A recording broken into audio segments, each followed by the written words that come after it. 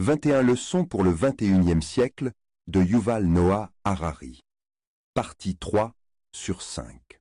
Dans sa troisième partie intitulée « Désespoir et espoir », Harari réfléchit sur les sujets qui engendrent à la fois peur et espoir dans la société moderne.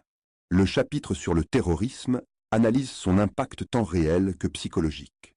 Il met en lumière comment le terrorisme cherche à insuffler la peur, à rendre les individus irrationnels et divisés.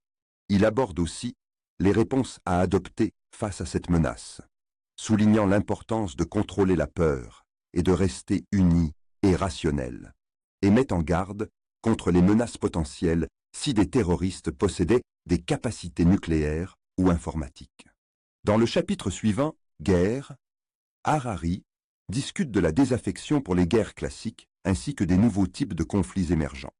Il compare la situation actuelle avec celle des années 1910, depuis la crise financière de 2018, et se penche sur l'art perdu de gagner les guerres, notant la difficulté de conquérir la richesse immatérielle des pays modernes.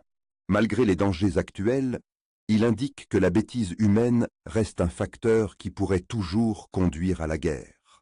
Le chapitre « Humilité » souligne la nécessité de cette qualité pour éviter les tensions et les malentendus interculturels. Harari insiste sur l'importance de l'humilité en tant que moyen d'éteindre l'idiotie et l'agressivité mal placées envers les étrangers.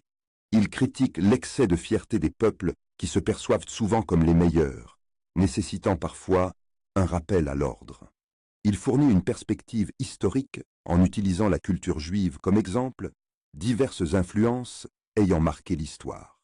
La quatrième partie, qui explore le rôle des vérités, des fictions et du pouvoir des récits dans la société, sera développée dans une prochaine vidéo. À travers ces différentes facettes, Harari guide le lecteur dans une réflexion profonde sur les dynamiques complexes du monde actuel et les défis de l'avenir.